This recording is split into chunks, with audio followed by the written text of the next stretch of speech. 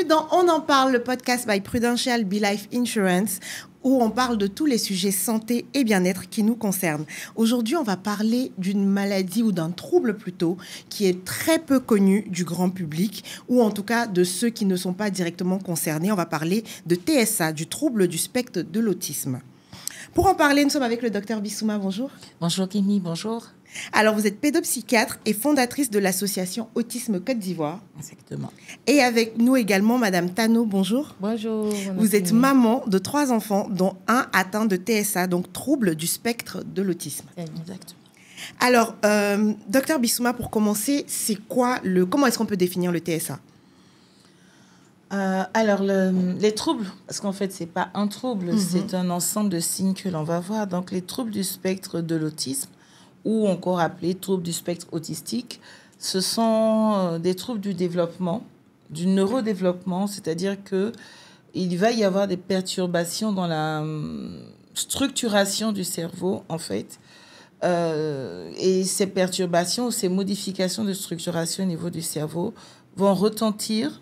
Alors, ça apparaît précocement et ça va retentir sur le développement de l'enfant et avoir un impact sur justement son développement psychologique, ses capacités, etc. Donc, quand on parle de TSA, on va toujours regarder 2 grands types de signes. Ce qu'on appelle la dyade autistique, et c'est ça qui permet de définir vraiment le TSA, c'est une altération, c'est-à-dire une perturbation de ce qu'on appelle la communication sociale, donc la capacité à communiquer, à être avec les autres, et puis des comportements ou des intérêts qui sont restreints, peu variés, et parfois répétitif, avec des particularités du fonctionnement sensoriel. Donc, c'est ça qui permet de définir, en fait, le TSA. D'accord. Donc, quand on remarque que l'enfant... Donc, pour résumer, si j'ai bien compris, on parle de troubles du spectre autistique Oui. Quand le cerveau de l'enfant s'est développé différemment. En fait, on va parler d'autisme. Parce qu'avant, c'était beaucoup plus le terme autisme qu'on utilisait. Voilà. Donc, on va parler d'autisme quand on se rend compte qu'un enfant va avoir du mal à comprendre la communication, du mal à être en relation avec les autres, va avoir peu d'intérêt, il va faire les choses de façon répétée. Et en fait, après, ce que la science a trouvé, c'est de dire que finalement, quand on analyse le cerveau des personnes, et ça commence toujours dans l'enfance, des personnes qui ont un TSA, en fait, on se rend compte que le cerveau en tant qu'organe fonctionne en général très bien, mais les connexions cérébrales vont être différentes. Et puis, il y a d'autres petites particularités qu'on peut voir. Avec certains examens, on va trouver certaines particularités dans le fonctionnement du cerveau. D'accord. Alors, vous avez dit qu'il y a certains signes. À quoi ça ressemble, par exemple, le fait de ne pas être intéressé par la communication avec son environnement, la communication sociale? Qu'est-ce qu'on peut observer concrètement? Concrètement, qu'est-ce qu'on va observer? On va observer, par exemple, un enfant qui ne réagit pas à la présence de sa maman. D'accord, maman est là, ça lui dit rien. Maman est là, ça lui dit rien. Et maman peut même savoir sentir que l'enfant ne sait pas quelle est la maman. Oui, il ne sait pas, il ne tient pas compte d'elle. Elle peut partir, revenir, il n'a pas de geste particulier. Ou bien alors, elle sonne, elle rentre du travail, il vient, il ouvre la porte, il fait demi-tour. Il n'y a pas d'intérêt particulier pour la relation avec l'autre, avec le parent. Il va être isolé, par exemple, quand les autres enfants sont en train de jouer. Il va pas supporter la présence, il va être en retrait, il va jouer seul. Vous avez chez certains enfants, il y a des enfants qui, par exemple, ne réagissent pas à l'appel de leur nom. Ouais, ils entendent de la musique à la télé, ils vont tout de suite venir regarder, ils vont parfois même fredonner, chanter, mais ils ne répondent pas à l'appel de leur nom. Ils ne comprennent pas bonjour, au revoir, ils ne comprennent pas ça. Ils ne comprennent pas parfois même, on a une tasse devant nous, il peut même pas savoir ce que c'est qu'une tasse. C'est-à-dire que si tu lui dis apporte-moi tel objet, il regarde ton geste, il fait ce que tu lui demandes, mais il connaît pas les objets, il connaît pas la fonction des objets. Vous avez des enfants qui vont parler parce que y a une croyance qui fait qu'on pense que quand quelqu'un a un trouble de l'autisme, il ne parle pas. Mais il y a de l'autisme, il y a des personnes avec autisme qui parlent. Et quand il va parler, ça va être, par exemple, en boucle, les mêmes choses. Okay. Il y a, par exemple, quand vous prenez la télé, il y a des chaînes de télé qui font passer des spots, des trucs en boucle. Voilà, donc l'enfant, il va répéter ça en boucle, mais il ne sera pas capable de s'engager dans une conversation. Et souvent, le parent peut dire, par exemple, on ne peut pas discuter avec lui, on ne peut pas causer avec lui. Si on lui pose une question, s'il parle, il peut répondre, mais il va pas causer. Donc, il n'y a pas vraiment d'intérêt pour les autres. Parfois, il y en a certains qui arrivent à s'intéresser aux frères et sœurs à la maison, mais en dehors de la maison, ils n'ont pas d'intérêt pour les relations. Et moi, j'ai même vu des adultes ou de jeunes adultes qui n'avaient même pas d'intérêt pour le sexe opposé. C'est-à-dire que il vous dit... il n'a pas envie de se marier. Mais je ne sais pas à quoi ça sert une copine. Très bien. Mes amis qui ont des copines, on me demande d'avoir une copine, mais je ne sais pas, ça ne m'intéresse pas. Ou bien alors, mes amis sont fâchés avec moi parce que je ne les reconnais pas. Je ne sais que c'est mon ami que lorsqu'il est devant moi. Mais si la personne n'est plus devant moi, c'est un adulte, donc il n'a pas cette pensée de « Ah, mais ça fait longtemps que j'ai vu Kimi, il faut que j'appelle Kimi. » Ouais. Il n'a pas ça, en fait. Et donc, on va considérer que c'est des gens qui ne s'intéressent pas aux autres, qui s'en foutent un peu, qui sont un peu particuliers. Voilà. Donc, vraiment, sur la communication sociale, c'est ce genre de trouble-là qu'on peut avoir. On peut même avoir des difficultés à comprendre les émotions. C'est-à-dire que la personne ne comprend pas ses propres émotions. Elle ne comprend pas même parfois les besoins de son corps. Et elle ne comprend pas les émotions de l'autre. Et vous voyez, quand on est en train de se parler, en fonction de vos gestes, moi, je sais si ce que je dis vous intéresse ou pas. Vous voyez, quelqu'un qui a un trouble autistique, en fait, il ne comprend pas les gestes. Il ne sait pas ce que ça veut dire. Déjà que la communication verbale est compliquée, alors le non-verbal... Le non-verbal, c'est... Très bien. Le non-verbal est extrêmement compliqué. Et même l'humour, l'imagination, ça peut être extrêmement compliqué pour ces personnes. D'accord. Alors, avant de passer à vous, Madame Tano, ce qui m'interpelle, c'est comment on fait la différence entre un enfant qui est introverti, timide, et un enfant qui est atteint de TSA. Mais c'est sûr, par exemple, comme j'ai dit, je vais donner les principaux signes que l'on regarde. Par exemple, un enfant qui a un bon développement... Mais qui est introverti. Parce qu'il y a beaucoup de signes qui ressemblent à de l'introversion.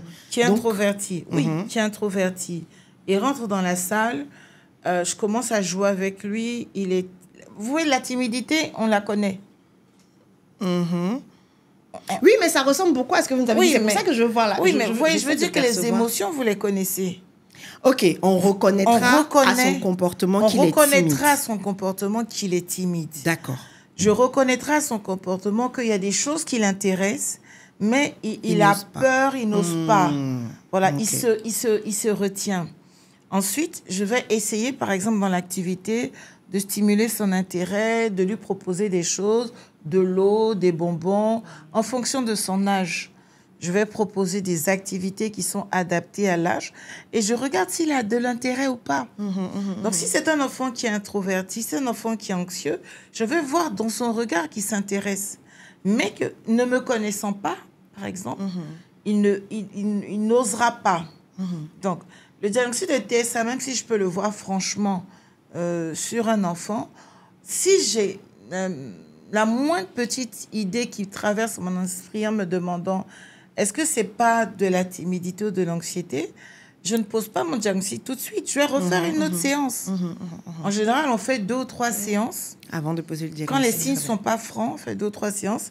C'est un enfant. Si la première fois, il est venu, il avait peur, mais il a vu que je ne suis pas dangereuse, il n'y a pas de problème dans l'environnement, il n'est vraiment pas en danger. La prochaine fois, quand il viendra, si ce n'était que de l'inhibition, le comportement serait différent. Comportera ça, voilà. Et son comportement sera vraiment différent. Alors que si c'est de l'autisme, quel que soit ce que je vais faire, Rien à foutre. Ils s'en foutent. S'en fout, voilà. Si ça l'intéresse pas, ça l'intéresse pas. Ça l'intéresse pas. Oui, il fait de façon répétée les choses, voilà. D'accord, Voyez. très bien. Alors, Madame Tano, du coup, vous êtes maman de 3 enfants. Oui. Et c'est le dernier, si j'ai bien compris, qui a atteint le TSA. C'est ça. À quel moment, comment ça s'est passé et à quel moment vous vous êtes dit, ah tiens, il y a quelque chose de différent avec mon petit dernier? C'est ça. Ok, merci beaucoup, Madame Kimi.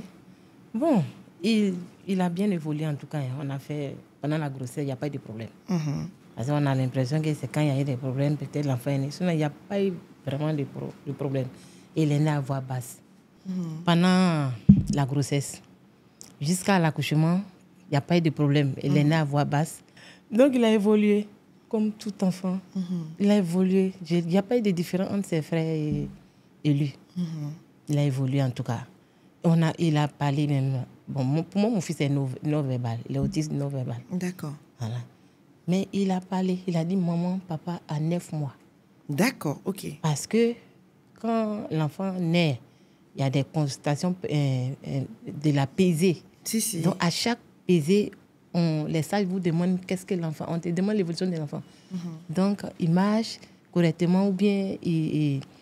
Est-ce qu'il s'assoit déjà? Est-ce qu'il a commencé à ramper, voilà, est-ce qu'il etc. a train de faire des babouillements, quelque chose, et puis on te dit, il n'y a pas eu de problème. Tout était RAS. Ok. Et à 9 mois, ils ont même marqué. Et puis quand il dit, les sages la notent.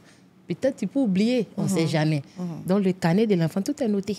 9 mois, il a parlé, il a dit, papa, maman. Et quand moi-même, je rentre le soir, je lui dis, j'ai dit son nom, il dit, tu es beau. Et puis lui-même, il dit, est beau. C'est-à-dire, tu sens qu'il t'a répété. Ok. Et je suis contente quand j'entends ça. Bon, je n'ai pas su que quelque chose va se passer après. On a fait son anniversaire. Mais par contre, il a marché à 1 an. C'est-à-dire le jour qu'on va faire son anniversaire, là. 1 an, les 12 mois, là. Le lendemain, il s'est levé, il a commencé à marcher, puis il courait. On dirait qu'on le poussait. Sinon, il marchait, mais il faisait appui sur le fauteuil. Il fait 4 pattes. S'il n'y a pas de fauteuil, il fait 4 pattes un peu, puis il attrape une chaise, et puis il s'élève. Et puis, s'il sait, on avait acheté un bois pour le bois qui aide les enfants à marcher. Là. Quand il voit où c'est installé, il fait 4 pas rapidement. Tout c'est très rapide. Et puis, et puis après, il se tient debout. Mais le jour où il a arrêté de se tenir debout, là, c'était le lendemain de ces 12 mois. Le lendemain de ces 12 mois. Là. Donc, on était tout contents. Ah, maman, il marche. Et puis, il voit ses soeurs là, ses lèvres, ils prennent un balai, en train de balayer derrière lui. Tu sais pas? On dit quand un enfant marche en Afrique, il faut balayer derrière lui. Tout commence à balayer, ils étaient tous contents. Parce qu'il a mis du temps, en fait. Par rapport aux autres, les autres ont marché à 8 mois. D'accord. Voilà. C'est pour ça qu'on était très contents. Prodige quand même dans la famille. Assez précoce quand même. On était contents pour lui. Là, on a vu ses retards, là, mais on ne savait pas que c'était un problème. Et là, on était là jusqu'à 20 mois.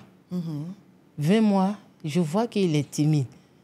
Il est dans son coin. Donc, moi, je viens un soir, je le vois calme. Je demande à sa nounou qui était là avant. Il dit, ton petit, là, n'est pas tombé ou bien? Elle dit, toute la journée, je l'ai vu calme. Moi, il pense qu'il est malade. Mais je touche son corps, il n'y a pas de fièvre. Il dit, OK, on va l'observer.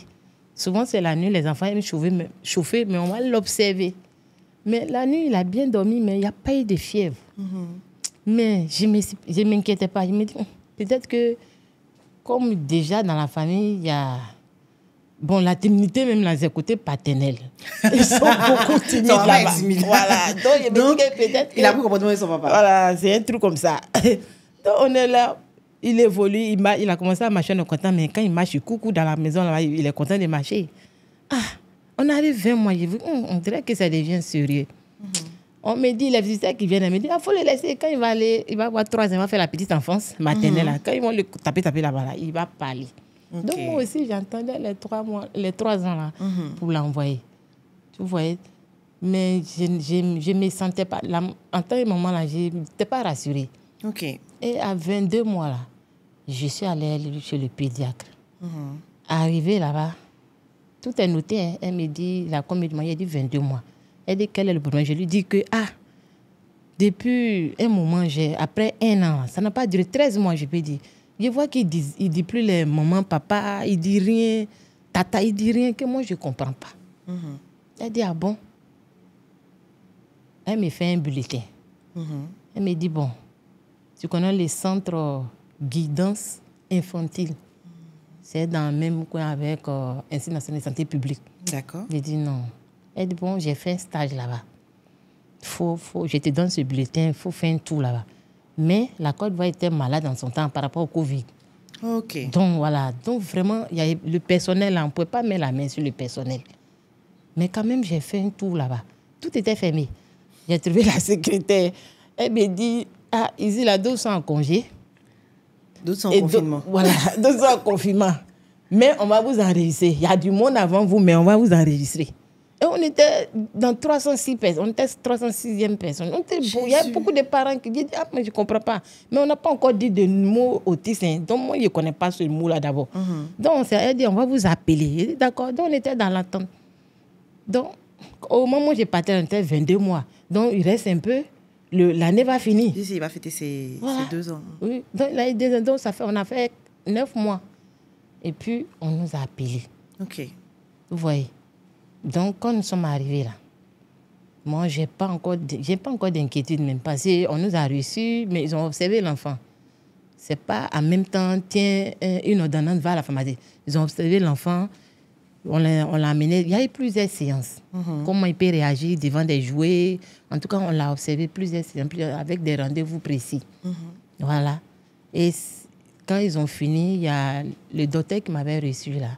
Elle est dans le même centre aussi. En ce moment, je n'ai pas encore croisé notre docteur Bissouma. C'est un autre docteur Isso, à moi, comme Pascal. C'est elle qui m'a donné un bulletin. Elle dit, il faut faire vite, il faut aller faire l'examen des sangs rapidement, vous allez venir. Okay. J'ai dit, avec la saison de Covid, ça va être difficile. Donc, je tourne un peu partout, jusqu'à mère et enfant. OK. Nous sommes allés dans cet hôpital-là, une clinique, et ils nous ont pris. Dès que nous avons les résultats, ils ont fait 1 semaine. Je suis venue. Elle a interprété. Quand elle a interprété là, le mot tout s'est sorti de sa bouche. OK, donc c'est à 2 ans et demi, on va dire, c'est ça, hein, à 2 ans et demi, que le diagnostic est posé. Autisme.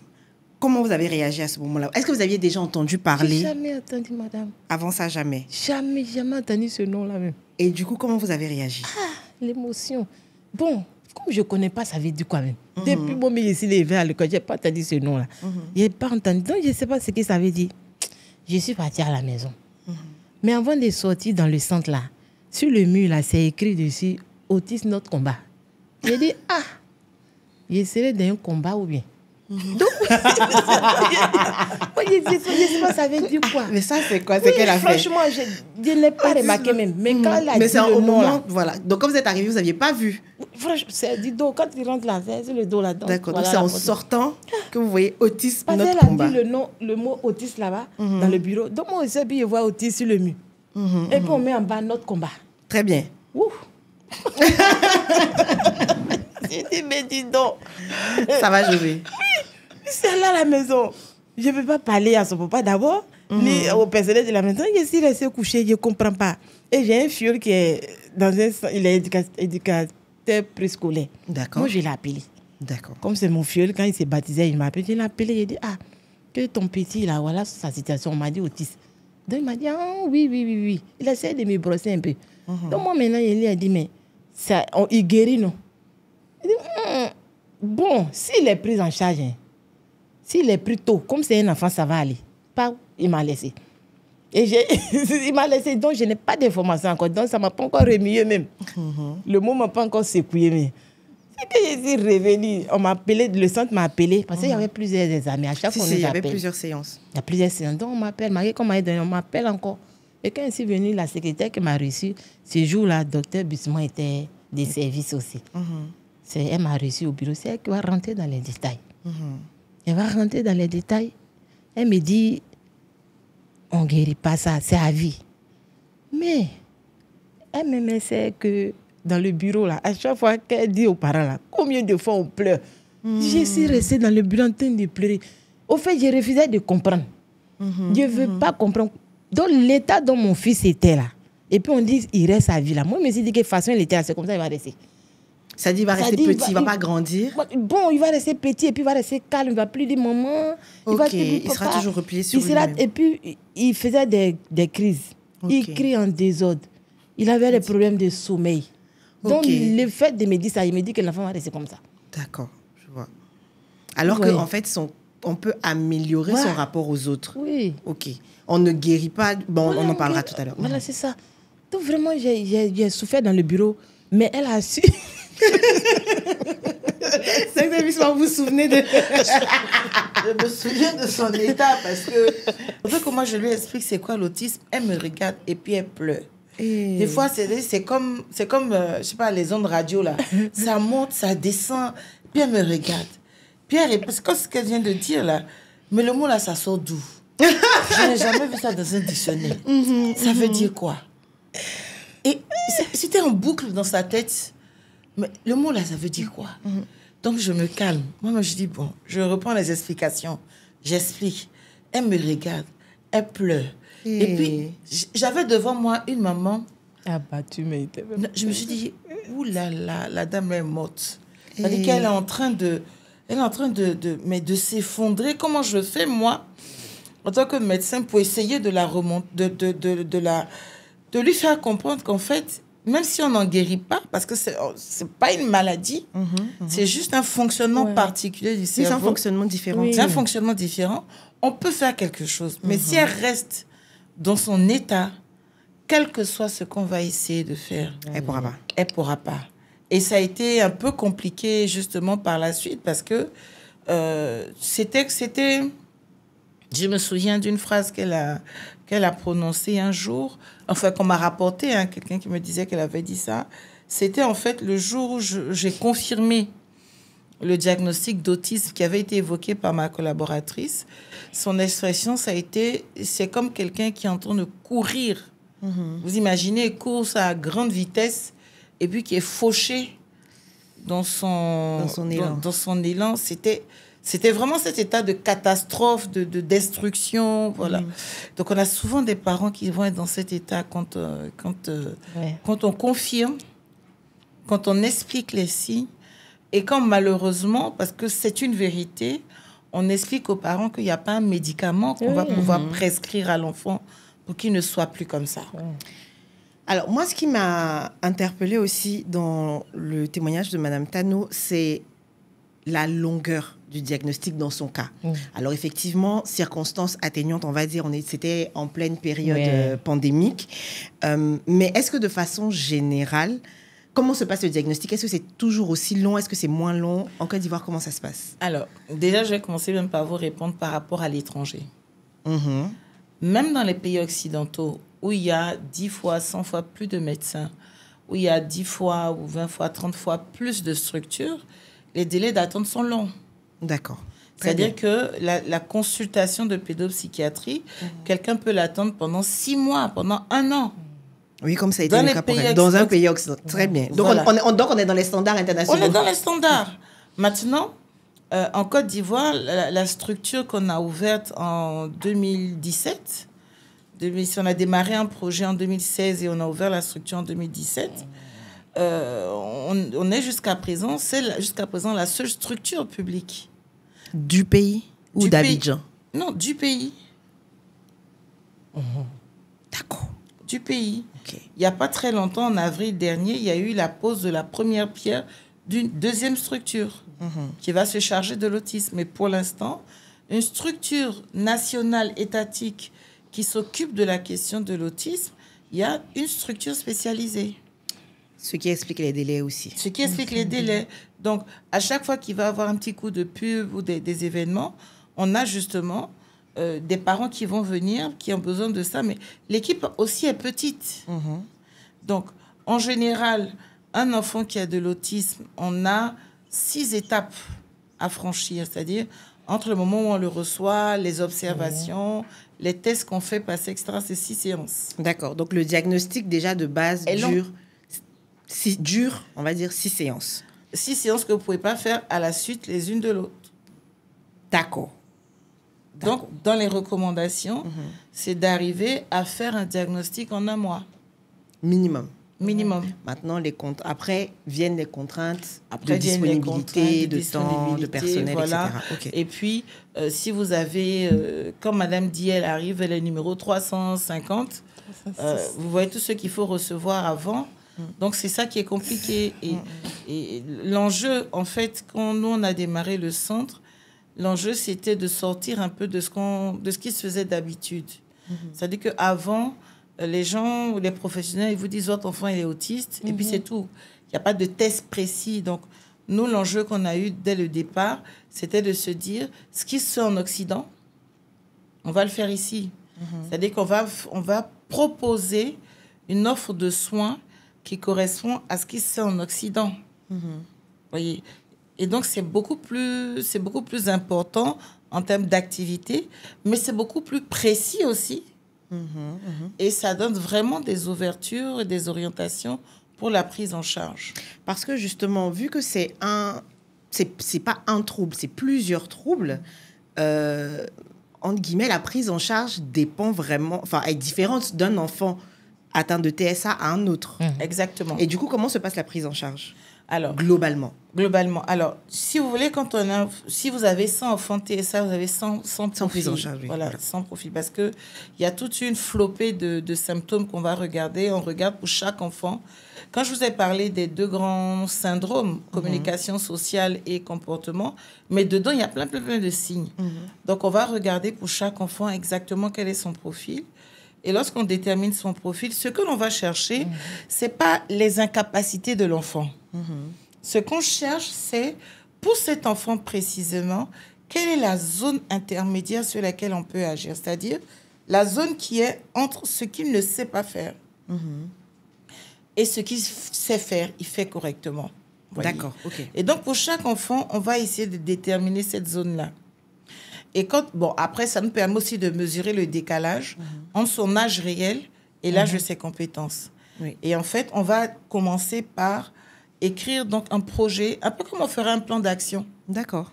On fait un plan d'action en se disant, dans la communication, voilà ce qui est possible, dans l'autonomie, dans la motricité, voilà.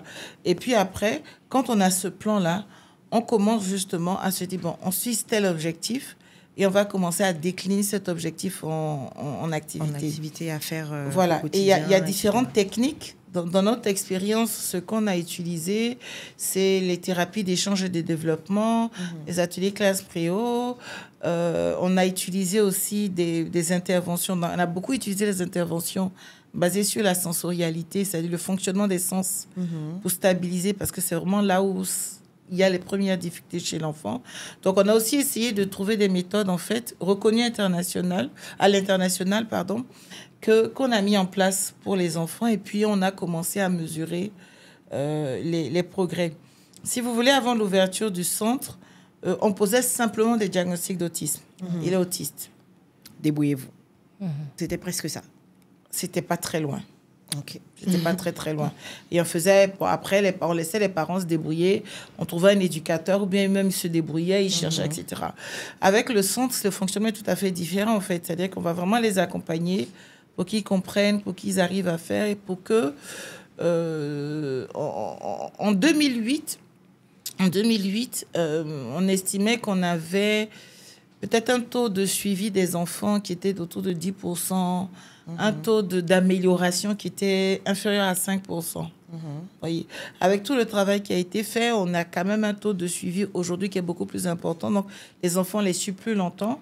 Et surtout, on est sur des taux d'amélioration qui sont entre 25 et 50%. Ah oui. Oui. On est passé vraiment... Voilà, on a fait un x5 pratiquement. Voilà, x5. Voilà. Donc maintenant, aujourd'hui, s'il n'y a pas de contraintes majeures, qu'on a pu tisser une alliance avec le parent, on peut aller sur vraiment de réelles améliorations chez un enfant qui a de l'autisme. D'accord. Donc, quand le diagnostic est posé, d'accord, on ne peut pas vous prescrire un médicament, mais on vous prescrit au moins un programme de suivi. Oui. Alors, pour on ne l'enfant. prescrit un médicament. Ça aussi, il faut savoir qu'on ne prescrit un médicament que s'il y a des maladies associées à l'autisme, en fait, parce que ça peut arriver. Oui. D'accord. Et on ne prescrit un médicament que si l'enfant est vraiment très violent, qui se fait du mal, qui a vraiment des troubles psychiques qui sont associés à l'autisme. Mais si c'est vraiment purement son fonctionnement autistique, même s'il saute beaucoup, on commence par du travail sensoriel. Voyez, même s'il a du mal à dormir, on commence un certain nombre d'activités. Si ça ne marche pas, on peut éventuellement mettre un traitement. Mais sinon, il n'y a pas de médicaments, quoi. Donc, c'est plutôt un programme, comme vous dites, un programme d'activité qui permet d'améliorer. Alors, donc, Madame Tanou, après les larmes, vous avez fini de pleurer. Oui. Vous avez votre programme, vous rentrez à la maison. Réaction du papa et de l'entourage. Wow. Nous tous, personne ne connaissait ce nom-là. Hein? Personne. Et tous disent, mais ça veut dire quoi? Mais sa grand-sœur me dit, mais maman, il va guérir. J'ai dit, bon, ils m'ont dit, s'il est pris en charge, j'ai appelé votre tonton, il n'y a pas de mon filleul là, que comme il est enfant, si on le suit, ça va passer. Pour les rassurer. Mais au fond de moi, j'avais mal, je ne sais pas qu'est fait. Voilà. Donc, c'était comme ça. Mais lui, par contre, on ne l'a pas donné des médicaments parce qu'il n'y avait pas de troubles associés. Parce qu'il y a des autismes qui peuvent s'associer, il y a l'épilepsie aussi qui s'associe, il y a d'autres maladies qui peuvent s'associer. Mais lui, il n'avait pas. C'est que associé, on dit TSA, C'est ça. associé aux troubles de langage. D'accord, parce qu'il est non-verbal. Voilà, non-verbal. C'est ce qui ça. Après plusieurs séances, parce qu'on doit observer l'enfant pour pouvoir sortir quelque chose. Et c'est ça. C'est ce qui a été dit. OK, je me suis calmée, mais j'attendais de le mettre, ces 3 ans-là, de le mettre à la maternelle. Oui, parce qu'on attendait les 3 ans pour aller à l'école. Et alors, la rentrée, et puis les premiers mois à la maternelle, comment ça s'est passé? Il y avait déjà les interdits par rapport à la situation du pays. Mais nous, on était dans une cité. Et dans cette cité-là, il y avait un établissement maternel CM2. D'accord. Donc, je suis allée voir la directrice de la maternelle pour l'expliquer. Bon, elle, apparemment, elle ne savait pas, mais elle ne m'a pas fait savoir. Je l'ai expliqué. Elle a dit que bon, nous, on avait un cas ici. Jusqu'à l'année va finir. Il a dit, maîtresse. Mais effectivement, ce cas-là, ça ne devait pas être autiste. Parce que sinon, elle allait dire le nom. Donc, on était là. Moi, je ne l'ai pas dit que j'ai fait les diagnostics, voilà ça. Donc, elle a dit qu'il faut l'envoyer. Donc, on l'envoie, il fait l'octobre. La rentrée scolaire était en octobre. Il fait octobre, il fait novembre, il fait décembre. Et pendant les congés de décembre, elle dit à la maîtresse de mon fils, là, si sa mère vient le chercher, il faut lui dire de passer à mon bureau. Très bien. C'est là que je vais couler de larmes encore. Et il passe à son bureau. Elle ne m'a pas donné de solution. Il passe à son bureau. Elle dit que l'enfant, il ne reste pas tranquille. Que la maîtresse dit que oui, l'enfant ne reste pas tranquille dans la salle. Puisque les maternelles, elles sont sur les nattes. Il ne reste pas tranquille. Et quand elle est en train de faire son programme scolaire, mon fils s'élève, il ouvre le goûter de tous ces assis là-bas. S'il y avait Michel, il prend un boucher. Il laisse, il ouvre l'autre côté.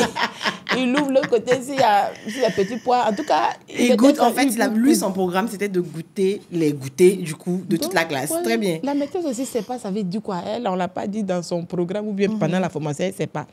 Elle dit vraiment, elle ne sait pas. Elle dit, arrête, reste tranquille. Maintenant, elle dit, mon fils la regarde. Maintenant qu'elle tourne dos là, il s'en va répéter même scène là. Donc, quand la directrice m'a appelée, elle me dit que, vu cette situation-là, ce n'est pas le lieu indiqué pour l'enfant.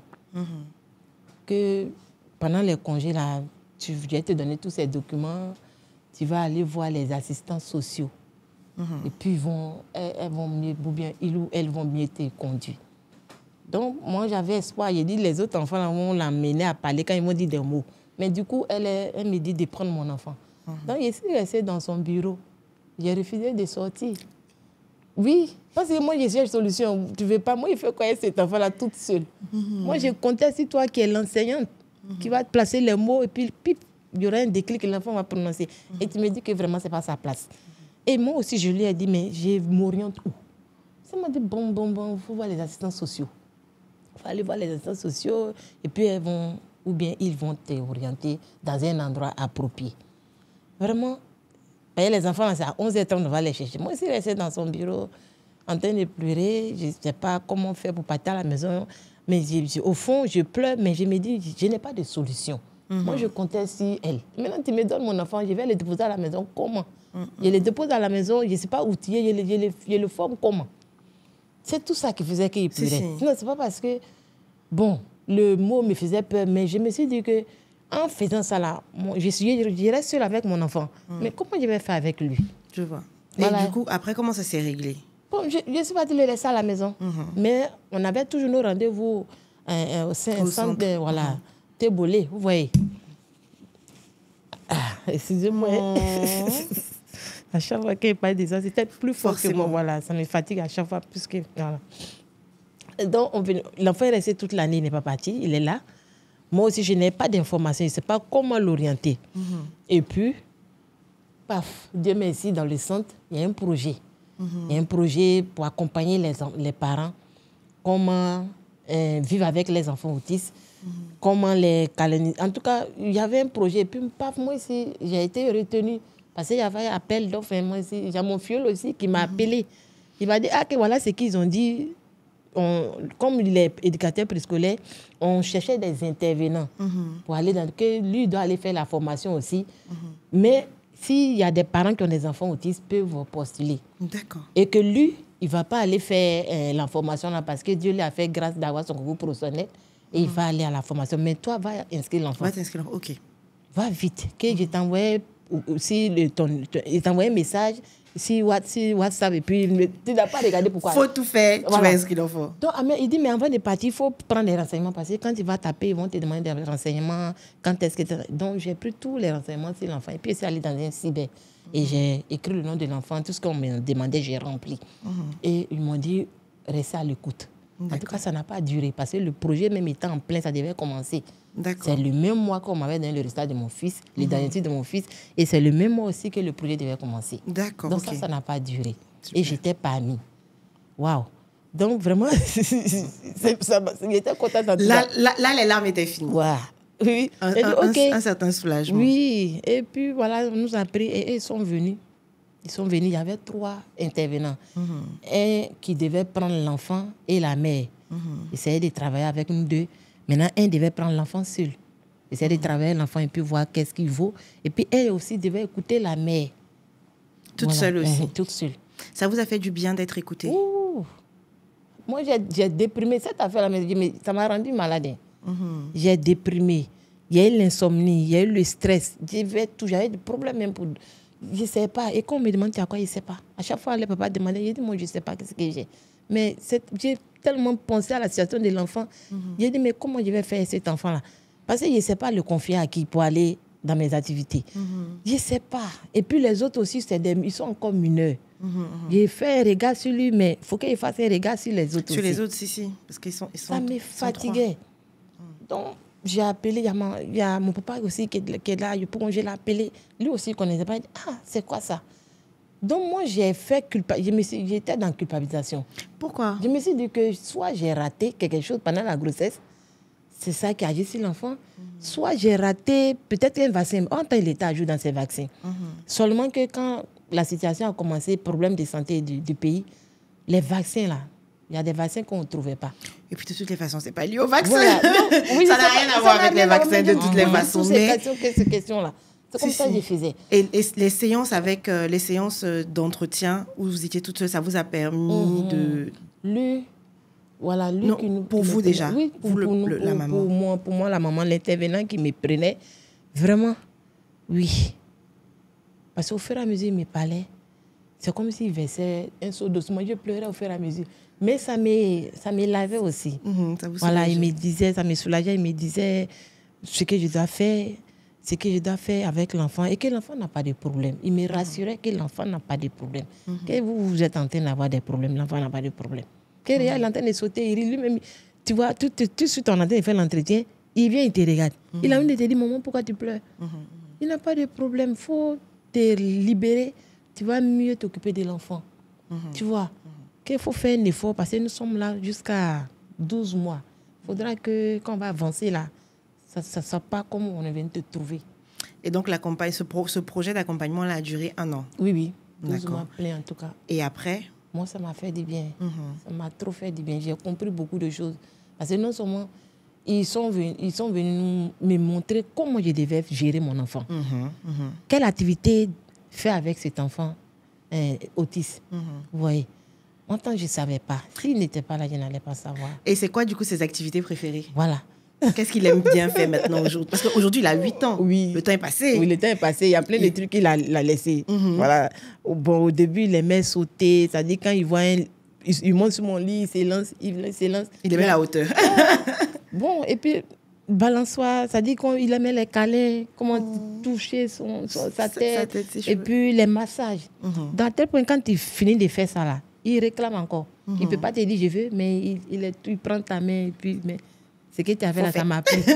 Parce que ça l'apaisait en fait, c'est ça apaise. Attends, moi je ne savais pas tout ça là. Seulement, il dit, oh, reste tranquille. Parce que je n'ai pas une notion. Donc on était, oh, mais toi, reste tranquille. Oh, pourquoi tu cries? On n'avait pas de notion. Donc quand on a eu cette notion, j'ai juste informé le personnel de la maison que voilà comment on doit faire avec l'enfant. Et nous tous, on est rentrés dans la danse. On a commencé à se comporter comme les intervenants nous avaient demandé. Donc parfois, quand ils même viennent travailler, l'enfant, ils appellent la grande sœur qu'il faut venir. Quand on va partir, vous pouvez faire telle chose avec lui. La motricité fine, par exemple. Mais lui n'a pas de problème. Quand il dit motricité fine, ça dit qu'elle peut attraper un objet, elle peut ouvrir une porte. Parce qu'il y a d'autres qui ont les mains qui ne tiennent pas. Parce que lui, il n'a pas de problème sur la motricité. Voilà. Il peut ouvrir une porte. Et puis, je vais dire qu'il partait dans les toilettes seul. Tout ça, là, c'était correct. Donc, il est relativement autonome. Moi, je n'aimais pas, quand les internats me disent qu'il est autonome, vu qu'il mangeait, il mange seul. Il sait ouvrir une bouteille d'eau. Il est très autonome. Mais pour moi, il est relativement autonome. Puisque je ne peux pas les laisser à la maison seul. Parfois, ils sont trop autonomes. Aussi. Et en fait, quand ils sont très jeunes, le parent aussi a du mal à trouver sa place. Oui, mais surtout quand ils sont trop autonomes, en fait, ils n'ont pas besoin des gens. Donc, ça va maintenir le trouble. Donc, il y a des stratégies à développer pour qu'on baisse un peu cette trop grande indépendance-là pour qu'ils puissent regarder l'autre, demander à l'autre, voilà, pour qu'on puisse avancer, en fait. Et est-ce qu'il est scolarisé? Plus ou moins. L'école, on ne peut pas le plus, c'est le non-verbal. Donc, je me demande quelle école qui va l'accepter. Est-ce qu'il y a des écoles spécialisées? Oui, il y a de plus en plus en Côte d'Ivoire des établissements spécialisés qui s'ouvrent, des écoles qui ont des classes inclusives, des établissements vraiment purement spécialisés sur les troubles ou le handicap de l'enfant. Le problème, c'est le coût. Oui, parce que c'est dans le privé. Ouais, c'est dans le privé. Et on est sur des centaines de milliers de francs CFA, parfois par mois même, en fait. Donc ça, c'est très cher. C'est vrai que c'est centaines par mois, c'est que l'année, ça peut faire millions. Oui. Ok, très bien. Oui. C'est juste pour être sûr qu'on parle de la même chose. Il y a eu quelques années, 2 ou 3 ans en arrière, au niveau de l'éducation nationale, donc il y a quand même des initiatives qui se mettent en place pour qu'il y ait l'école inclusive, mais encore beaucoup de choses à faire à ce niveau-là. Et notamment, les enfants avec autisme ont besoin d'aménagements particuliers. Oui. Donc, ça demande des budgets, des financements, vraiment des choses très, très particulières pour qu'à un moment, ils soient suffisamment à l'aise pour commencer à apprendre. Et je pense qu'aujourd'hui, c'est peut-être le gap qu'il faut qu'on comble pour qu'on ait à la fois des structures médicales, médico-sociales ou éducatives qui ont des dispositifs adaptés pour favoriser la scolarité. Sinon, il y a des structures, mais malheureusement, souvent, on va voir qu'il y a du forçage. Mais comme on a un système traditionnel, culturel, où il y a du forçage aussi éducatif, donc souvent, les gens reproduisent ça un peu. Oui, c'est ça, voilà. Mais sinon, j'avoue qu'en 10 ans, on a fait pas mal d'avancées en Côte d'Ivoire et que vraiment, il y a beaucoup d'espoir, même si, malheureusement, il y a encore des enfants pour lesquels on ne trouve pas de structure. Les structures ne sont pas toujours dans toutes les communes. Aussi. Il y a des communes comme celle dans laquelle on est où il y a beaucoup de structures. La commune où vit Madame Tano, il y a très peu de structures, vous voyez. Donc, ça peut être compliqué. Ensuite, il y a des structures qui sont publiques, qui sont du ministère en charge de l'enfant. Il y en a quand même quelques-unes. Oui, il y en a. Pratiquement dans chaque commune. Mais ce n'est pas vraiment de la scolarité, c'est de la prise en charge. Et le temps qu'ils consacrent à la prise en charge des enfants avec autisme n'est pas toujours très important, mais parce qu'il y a beaucoup d'enfants. Il y a beaucoup d'enfants. Et puis, c'est surtout que on travaille dans l'autisme en étant formé spécifiquement à l'autisme. Oui. Vous pouvez être efficace dans votre travail que si vous avez fait de la formation spécifique sur l'autisme. Donc là aussi... Tous les pédopsychiatres ne peuvent pas prendre en charge les enfants atteints de TSA. Il faut qu'ils aient une formation spécifique. C'est-à-dire qu'ils peuvent, tout pédopsychiatre et médecin, ils peuvent vous poser le diagnostic. Il peut diagnostiquer, mais pour la prise en charge... Pour la prise en charge, parfois l'accompagnement, c'est quand même être spécialiste de l'autisme, c'est quand même plus de 340 heures à peu près de formation. C'est beaucoup, oui. C'est une année scolaire, non? 2 c'est 340 heures, oui, c'est pratiquement, c'est l'équivalent de 2, c'est 2 ans de master. Voilà, c'est ça. Voyez. Et donc, c'est quand on s'engage dans une formation de cette nature-là, qu'on va pouvoir comprendre de bout en bout tout ce qu'il faut faire pour l'autisme, mais du nourrisson à la personne adulte. Parce qu'effectivement, on peut passer à côté du diagnostic enfant. Oui. Et il y a probablement, sûrement, surtout nous en Afrique où le diagnostic n'est pas forcément le premier réflexe. Aller chez le médecin, ce n'est pas le premier réflexe. Encore moins chez le psychiatre ou le psychologue. Il se peut qu'il y ait des adultes qui soient atteints de TSA sans le savoir. Non, il y a. C'est pas, non, je veux faire genre. Non. Mais la réalité, c'est sûr. qu'aujourd'hui, il y a des adultes avec TSA, en fait, mais qui ont eu un TSA léger enfant, qui avaient une intelligence qui fonctionnait, parce que quand on parle de TSA, c'est TSA avec ou sans langage. Oui, déjà, quand il y a langage, le diagnostic peut être plus long. Ensuite, si l'intelligence fonctionne et que l'enfant a été capable d'aller à l'école, le diagnostic est encore plus long. Voilà, on s'en rend pas, on s'en rend pas forcément compte. On va dire qu'il est bizarre. On va dire qu'il est bizarre. Il n'a pas beaucoup d'amis. Quand il y a des trucs, il aime s'enfermer. Il se balance seul. Il a des tocs. Il a des tocs. Voilà, il a des tocs. Il y a des choses comme ça que l'on va dire. Mais parce que depuis quelques années, la sensibilisation a beaucoup augmenté dans le pays, en fait. Il y a des adultes qui se rendent compte un matin que, mais en fait, on m'a toujours pris pour quelqu'un de fou, mais je suis peut-être pas fou. D'où l'intérêt aussi d'avoir ce type de plateforme. Et merci vraiment à Prudential Be-Life Insurance, qui est très engagé sur tout ce qui est question de santé, de bien-être, de santé mentale, etc. Madame Tano, si vous deviez donner un conseil aujourd'hui à un parent qui vient d'apprendre le diagnostic de son enfant, qu'est-ce que vous lui diriez? Ok.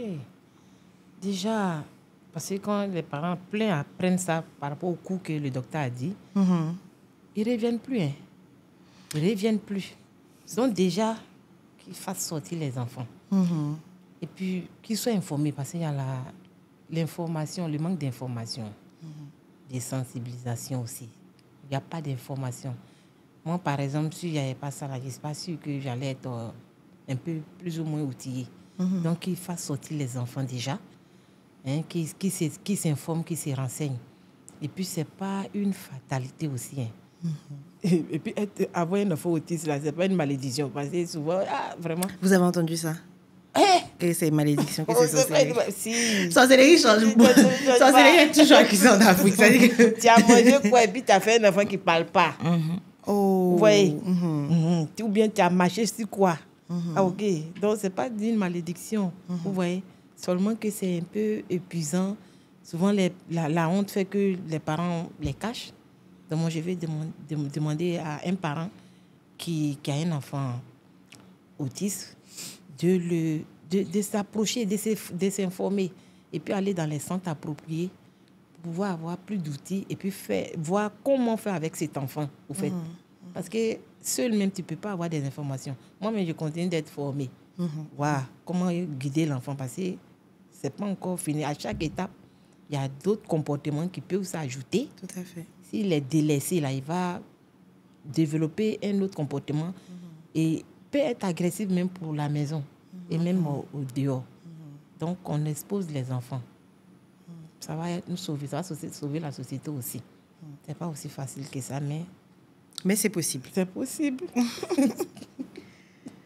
Docteur Bissouma, si un mot déjà pour un parent qui vient d'apprendre le diagnostic. L'autisme est un combat. L'autisme, notre combat. Mais je pense que pour un parent qui vient d'apprendre que son enfant a de l'autisme, il faut pleurer. Oui, parce que c'est un changement de vie, de perspective, de façon de faire. Mais il faut au bout d'un moment se sécher les yeux, s'armer de courage. Et puis, oui, il y a une maman qui disait il n'y a pas très longtemps, j'avance et puis je tombe sur un mur. Il y a tout le temps un mur, il y a tout le temps un mur. Et je disais à un groupe de parents, je disais, vous savez, quand il y a un mur, il y a toujours une fissure. Ou une échelle. Ou une échelle. Ou une porte. Il y a quelque chose. Il y a toujours, parce qu'il n'y a aucun mur qui tient par lui-même comme ça. Donc, sur cette image-là, on s'attaque à l'autisme de l'enfant, on essaie de résoudre ses problèmes sans casser les poutres de soutien, vous voyez, les murs de soutien. Mais forcément, on doit trouver la fissure, le petit trou, l'endroit par lequel passer. Et en décembre dernier, je pense que Mme Tano, quand je l'écoute parler parfois, elle dit des choses qui sont tellement fortes, je ne sais pas si elle s'en souvient, mais en décembre dernier, au cours d'une activité qu'on avait, à un moment, elle a dit « Je ne pensais pas que j'aurais pu avoir un enfant. » Parlons de son enfant. Mais aujourd'hui, avec les avancées qu'il a fait, maintenant, j'ai retrouvé mon enfant, j'ai un enfant. Voyez, c'est-à-dire, je sens qu'il y a quelque chose qui se passe.